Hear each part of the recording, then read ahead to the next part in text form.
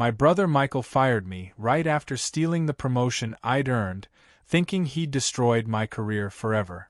What he didn't know was that I'd been documenting his crimes for months, and his absolute shock when the FBI arrested him was worth every sleepless night I'd spent gathering evidence. My name is David Matthews, and at 28 years old, I thought I understood how family worked until my brother taught me otherwise. For 3 years, I had been building something special at Riverside Tech. While other employees clocked in and out, I stayed late perfecting digital marketing campaigns that brought millions to our company. My desk was covered with client thank you notes, and my computer held strategies that had saved failing accounts. Michael walked into my office that Tuesday morning wearing his expensive suit, and that smile I knew meant trouble. As Senior VP of Operations, he had power, but I had result. Everyone knew the Morrison deal was mine. I had spent 6 months convincing them to trust us with their biggest campaign ever. The $2.3 million contract sat on my desk, waiting for the promotion announcement that would make me marketing director. "David, we need to talk," he said, closing my office door behind him. His voice carried that fake concern he used during layoff. My stomach dropped. The board made their decision about the marketing director position. I stood up, straightening my shoulders. This was it. 3 years of 70-hour weeks, missed family dinners, and proving myself over and over again. I know it took longer than expected, but the Morrison account really showed what our department can do. Michael sat down in my chair without being invited. Actually, they chose me for the position. I'll be taking over all marketing operations starting today. The words hit me like ice water. You? Michael, you've never worked a single day in marketing. You don't even know how our software works. Leadership isn't about knowing every little detail, he replied, spinning in my chair like a child. It's about vision and management skills. Things they don't teach in your computer classes. My hands gripped the edge of my desk. What about the Morrison account? They specifically asked for me to lead their campaign. I'll handle Morrison Industries just fine. In fact, the board also decided we need to cut costs in your department. He paused, watching my face carefully. Your position is being eliminated effective immediately. Security will escort you out within the hour. I stared at him, unable to speak. 3 years of building relationships, creating systems, and delivering results, and he was throwing me away like garbage. You're firing me? Right after I brought in our biggest client ever. I'm restructuring for efficiency, he corrected, clearly enjoying this moment. Don't worry, you'll get a decent reference letter. As Michael stood to leave, I made a decision that would reshape both our futures. I'll need to transfer my files and client information to whoever's taking over my accounts. Just leave everything on your computer. I'll figure it out. He headed for the door, then turned back with mock sympathy. Sorry it had to end this way, little brother. Maybe this will teach you that hard work isn't everything. After he left, I sat in stunned silence for exactly 30 seconds. Then I opened my desk drawer and pulled out a small notebook I'd been keeping for the past 6 months. Inside were dates, times, and details that Michael thought nobody had noticed. I had hoped I would never need this information, but my brother had just made that choice for me. Sitting in my car outside the Riverside Tech building, I pulled out my phone with hands that barely shook. The small notebook lay open on my passenger seat, filled with 6 months of careful observations.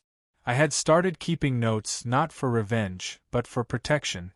When you work closely with someone who takes credit for other people's ideas, you learn to document everything. The Morrison contract had a special clause that Michael obviously hadn't read. As the original creator of their digital strategy, I had negotiated terms that protected both the client and myself. If key personnel were removed from the project without Morrison's approval, they could suspend the entire agreement. James Morrison had specifically requested me by name after our first meeting, saying he trusted my vision for his company's future. I dialed his direct number, knowing this conversation would start a chain reaction Michael never saw coming. "David." Perfect timing, Morrison's voice boomed through my car speakers. "I just heard rumors about changes in your department. When can we meet to discuss expanding our partnership? The board loves what you've created so far." "Mr. Morrison, I need to inform you of an important development," I said, keeping my voice steady. "I'm no longer with Riverside Tech. My brother Michael has taken over the marketing department and will be handling your account moving forward." The silence lasted so long I thought the call had dropped. "Your brother? The man who's never attended a single strategy meeting?" "David, our contract clearly states that you're the lead architect for this campaign. We signed with Riverside specifically because of your track record." "I understand your concerns, sir. Michael assures me he can handle the transition." "This is unacceptable," Morrison replied, his tone shifting to business mode. "We'll need to review our options immediately. Our legal team will be in touch with Riverside by end of business today." After hanging up, I called Lisa, my assistant who had been with me since the department started. She answered on the first ring, her voice tense. "David, everyone's talking about what happened. This isn't right. Lisa, I need you to do something important. Document everything that happens over the next few days. Every meeting Michael calls, every client conversation, every decision he makes. Can you do that for me?" "Already started," she said without hesitation. "Half the team is updating their resumes. Nobody trusts him to lead this department." Within 2 hours, my phone rang again. Jennifer Walsh, the company's CFO, sounded stressed. "David, we have a problem. Morrison Industries just suspended their contract, citing breach of key personnel agreement. They're demanding either your reinstatement or complete contract termination." I let the silence hang for a moment. "I'm no longer an employee, Jennifer. This is Michael's responsibility now. The board is panicking. That contract represents 40% of our quarterly revenue projections. Then maybe they should have considered that before eliminating the person Morrison specifically requested." But Morrison Industries was just the beginning. By 5 o'clock, 2 more clients had called with similar concerns. The digital marketing campaigns I had designed were like complex machines, every piece connected to my personal relationships and expertise. Remove the creator, and the whole system starts to fall apart. As I drove home, my phone buzzed with texts from coworkers expressing support and disbelief. But the most interesting message came from an unknown number. "We should talk. There are things about your brother you need to know." That mysterious text message led me to a coffee shop downtown where I met Sarah Jenkins, a former Riverside employee who had quit 6 months earlier. She slid into the booth across from me, her expression serious and concerned. "I heard what Michael did to you," she began, stirring her coffee nervously. "I left Riverside because of him, but I never said anything. I should have spoken up sooner." My pulse quickened. "What do you mean?" "Michael has been stealing ideas from people for years. Remember the Peterson campaign that got him promoted to senior VP? That was my strategy.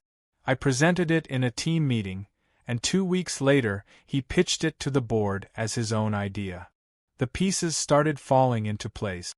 I thought about all the times Michael had asked seemingly innocent questions about my projects, only to later hear him discussing those same concepts with executives. "There's more," Sarah continued, lowering her voice. "I accidentally saw his expense reports before I left. He was billing personal trips as client meetings, charging expensive dinners with no business purpose. I took photos because something felt wrong." She pulled out her phone and showed me images of receipts and expense forms. Thousands of dollars in fraudulent charges, all approved because nobody questioned the senior VP's spending. "Why didn't you report this? Who would believe me over him? He's the boss's golden boy, and I was just a junior associate." She leaned forward. "But you're different. You have credibility, relationships with clients, proof of your value to the company." As I studied the evidence, My phone buzzed with another call from Lisa. "David, you need to know what's happening here. Michael called an emergency staff meeting and blamed you for the Morrison contract falling through. He told everyone you sabotaged the deal out of jealousy." My jaw clenched. Not only had he stolen my job, but now he was destroying my reputation to cover his own failures. "Also," Lisa continued, "Jennifer Walsh from accounting came by asking questions about Michael's expense reports. She seemed really interested in his travel records from the past year." After hanging up, I looked at Sarah across the table. "Are you willing to come forward with what you know? If it means stopping him from doing this to other people, yes." That evening, I organized everything in my home office. Sarah's photos, my notebook of observations, copies of client contracts, and documentation of every idea Michael had claimed as his own. The pattern was clear. My brother wasn't just incompetent, he was actively stealing from the company and its employees. But before I could act on any of this information, my phone rang with a call that would accelerate everything. Jennifer Walsh sounded panicked. "David, I need to ask you something confidential. Have you noticed any irregularities in Michael's behavior or spending patterns?" "What kind of irregularities?" "The board is conducting a quiet investigation. Someone submitted an anonymous tip about expense fraud, and when we started looking deeper, we found some concerning patterns." My heart raced. Sarah must have sent the information to the company. "What did you find?" "Large purchases that don't match any client activities, travel to cities where we have no business relationships, payments to consulting firms that may not exist." She paused. "David, if you have any information that could help this investigation, the board needs to know." The moment I had been preparing for had finally arrived. Jennifer Walsh's office felt different when I walked in the next day carrying a thick folder of evidence. The usually warm and friendly CFO looked stressed, her desk covered with financial documents and legal papers. She gestured for me to sit across from her, and I could see the weight of what she was dealing with in her tired eyes. "Before we begin, I need you to understand the seriousness of this situation," she said, her voice formal and careful. "The board has uncovered evidence of systematic fraud within our organization. What you share today could determine whether we pursue criminal charges." I opened my folder and placed the first document on her desk. This started 6 months ago when I noticed patterns in Michael's behavior. I began keeping detailed records, not for revenge, but because something felt wrong. Jennifer examined my notebook, her expression growing darker with each page. "These expense reports show over $80,000 in questionable charges. Personal vacations billed as client meetings, expensive restaurants with no business purpose, payments to companies that don't appear to exist."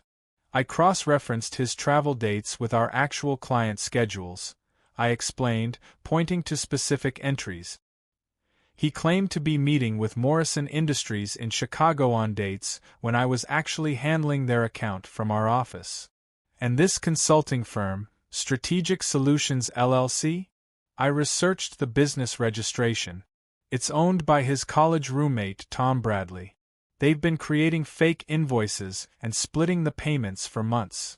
Jennifer set down the papers and looked at me directly. "David, why didn't you come forward earlier?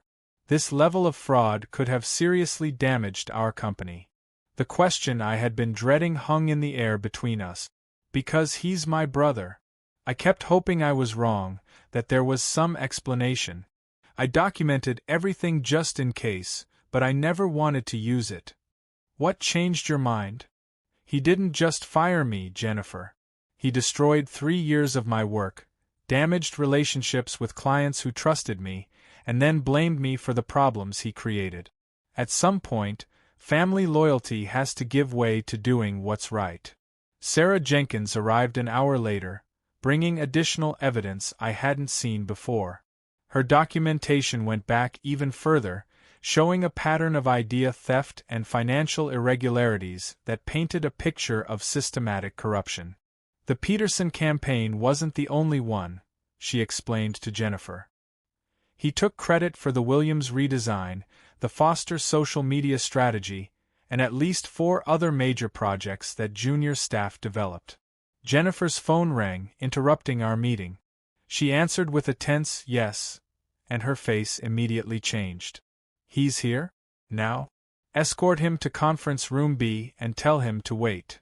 She hung up and turned to us.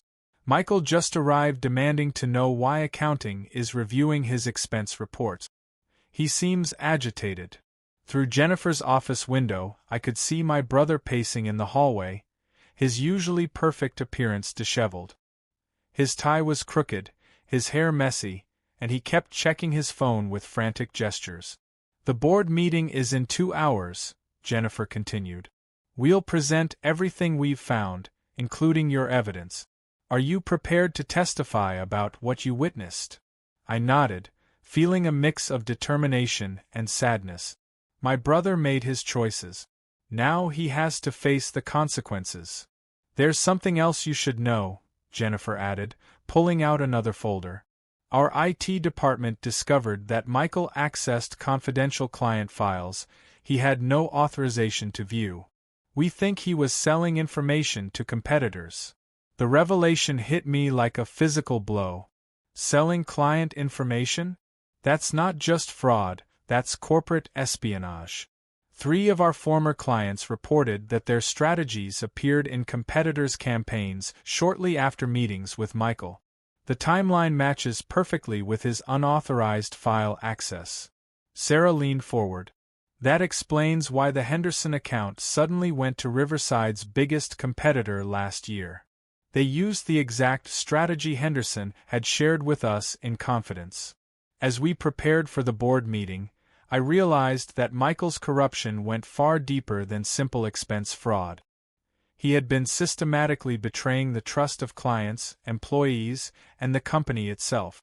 The brother I thought I knew had been living a double life, stealing not just money but the creative work and business relationships that other people had built through honest effort.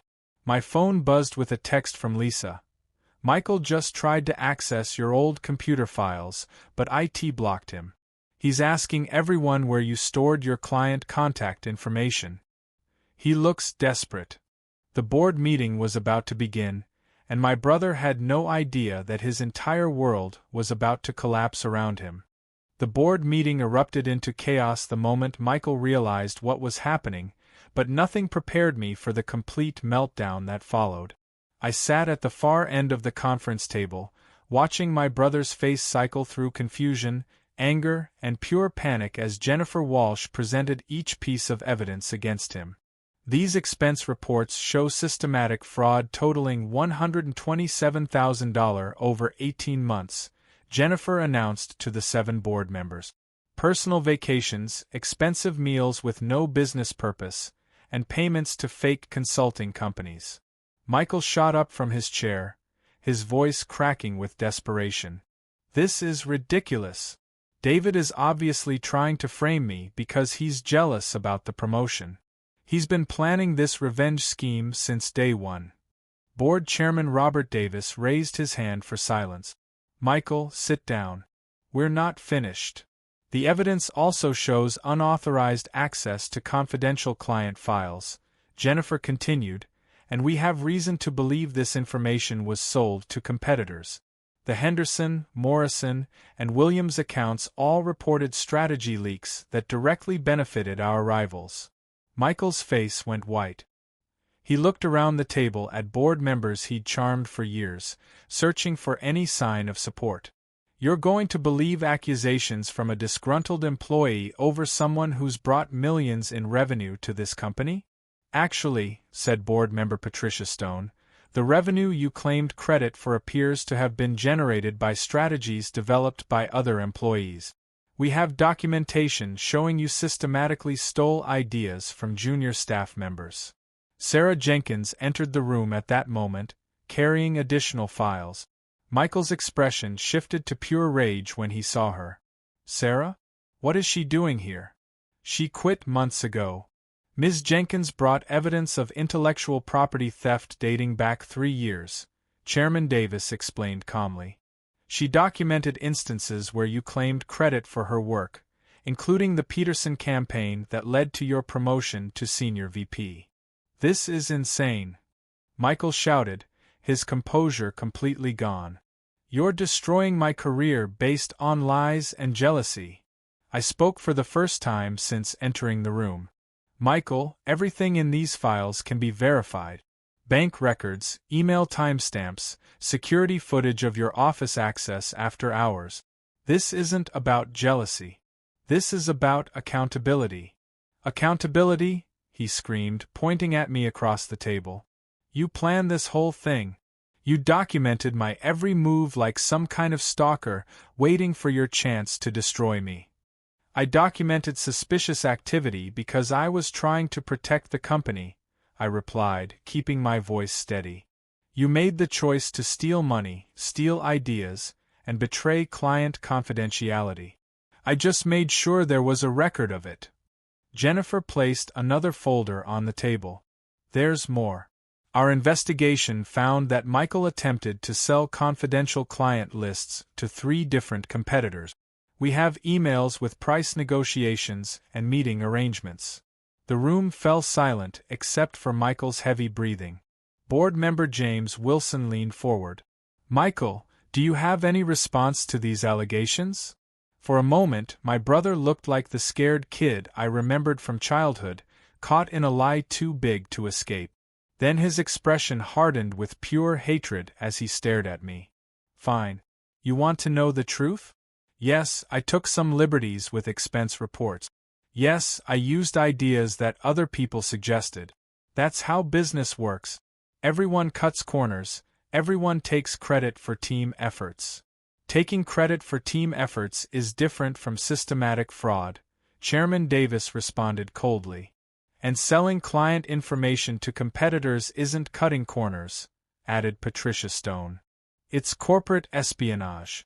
Michael's last attempt at defense crumbled completely. David, how could you do this to your own brother? We're family. I stood up slowly, feeling the weight of 3 years of stolen credit, manipulated situations, and betrayed trust. Family doesn't steal each other's work. Family doesn't destroy careers out of jealousy. Family doesn't commit crimes and expect loyalty to cover it up. You were always jealous of me, he shouted back. Dad's favorite son, the golden boy who could do no wrong. You couldn't stand that I got promoted over you. I was never jealous of you, Michael. I was disappointed in you. There's a difference. Security arrived at that moment, called by Jennifer when Michael's behavior became increasingly erratic. 2 officers stood by the door as Chairman Davis delivered the final verdict. Michael Matthews, you are terminated immediately for cause. All company property must be returned, including your laptop, phone, and access card. You are banned from company premises pending criminal investigation. Criminal investigation? Michael's voice cracked with terror. The FBI will be contacted regarding corporate espionage charges, Davis continued. The district attorney will receive our fraud documentation for potential prosecution. As security escorted Michael from the building, he turned back one last time with pure venom in his eyes. This isn't over, David. You think you've won, but you've destroyed our entire family over your petty revenge. I watched him disappear down the hallway, feeling no satisfaction, only sadness for what he could have been if he'd chosen honesty over shortcuts. 6 months later, I stood in the corner office that had once belonged to Michael, watching news crews pack up their equipment from the parking lot below. The local business journal had just published their feature story about Riverside Tech's remarkable recovery from corporate scandal, and my phone hadn't stopped ringing with interview requests. The nameplate on my door read, David Matthews, Chief Marketing Officer, a position the board had created specifically for me after recognizing that their previous structure had been fundamentally flawed. Instead of separating strategy from operations, they wanted someone who understood both the creative and business sides of marketing. The quarterly numbers just came in, Jennifer Walsh said, entering with a genuine smile for the first time in months. Revenue is up 280% from last year, and we've regained every client we lost during the transition. Morrison Industries had not only returned but had brought 3 additional companies with them, specifically requesting to work with me personally.